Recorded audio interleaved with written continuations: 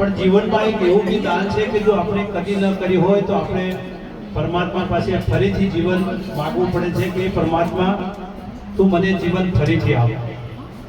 આવો એક પ્રસંગ છે મહાભારતમાં કે હર વખતે ભગવાન વાસુદેવ કૃષ્ણ આગળ એમ જ કે અર્જુન આગળ કે આ સંસારમાં કોઈ દાનેશ્વરી નથી. તો હરેક વખત વાત થાય તો કૃષ્ણ ભગવાન કર્ણની તારીફ કરે એટલે અર્જુનને એમ કે આ સંસારમાં મારાથી કોઈ મોટો બાણાવળી નથી.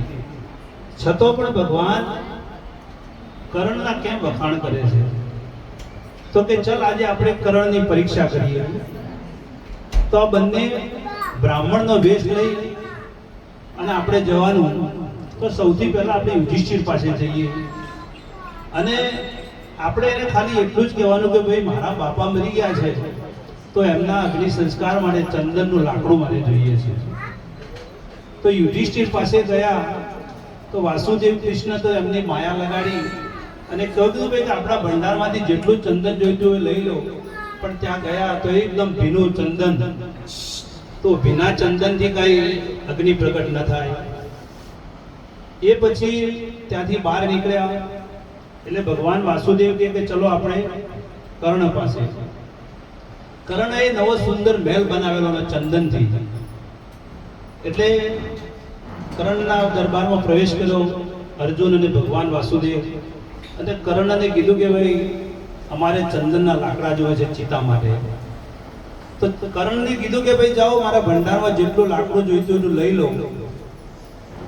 તો પછી આ લોકો લેવા ગયા તો એમનો આખો ભંડાર પાણીથી એકદમ લથપથ. એ લોકો પાછા આવ્યા. તો પાછા આવ્યા એટલે અર્જુન એમ કહે કે જુઓ આપણે કર્ણના જે આવ્યા તો પણ પાણીથી ભરેલું છે. તો કર્ણને કીધું તો કે મેં આજે જ મારો મહેલ ચંદનથી બનાવ્યો છે અને આજે જ વાસ્તુ કર્યું છે. પણ આમાંથી તમારે જેટલું પણ જેનું ચંદન જોઈતું હોય એટલું તમે કાપી લો. એ પછી ભગવાન કૃષ્ણ કહે છે કે જોયું અર્જુન આપણે બે જગ્યાએ જોયા પણ આપણને ક્યાંય લાકડું ન મળ્યું પણ કર્ણએ આપ્યું. એ પછી કર્ણનું મૃત્યુ થયું ત્યારે સ્વર્ગમાં ગયો.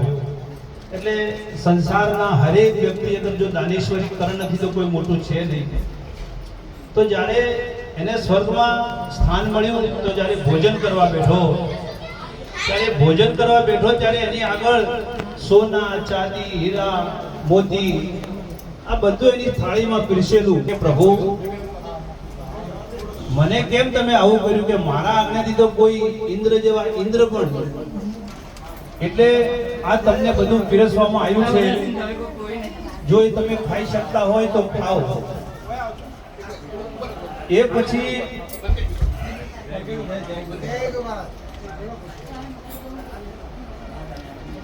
તમે તમારા જીવનમાં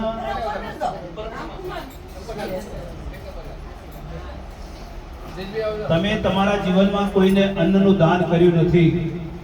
એટલે તમે જો અન્નનું કોઈ દાન જ નથી કર્યું તો હું તમને ક્યાંથી રોટલી ને શાક આપું?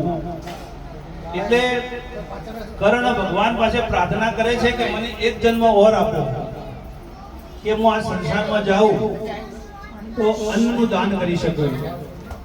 તો પરમ કૃપાળુ પરમાત્માએ એના બીજા જીવનમાં શેઠ સગાળશાને અવતાર આપ્યો કે એને એક જ વર્ષ દીધું કે અન્નને જમાડીને જમવું. એટલે આ હું એ જ કહું છું કે જીવનમાં બધા દાન છે સર્વશ્રેષ્ઠ પણ અન્નદાનથી કોઈ મોટું દાન નથી. એટલે હું તો બચપનથી જોતો હતો મારા દાદી માને કે એમના ઘરે કોઈ બી આવ્યું હોય તો પહેલાના જમાનામાં ભેંસ રચતા આપણે. તો અમે રોજ જોતા કે કોઈ બી આવે તો એક વાટકો રાખતા અને ઘેસ અને છાશ. કઈ ના હોય તો કે લે ભાઈ આટલું તો છે. એટલે જીવનમાં હજારો દાન કરજો પણ અન્નદાનથી કોઈ મોટું દાન નથી. જય વિશ્વકર્મા. હરે હરે.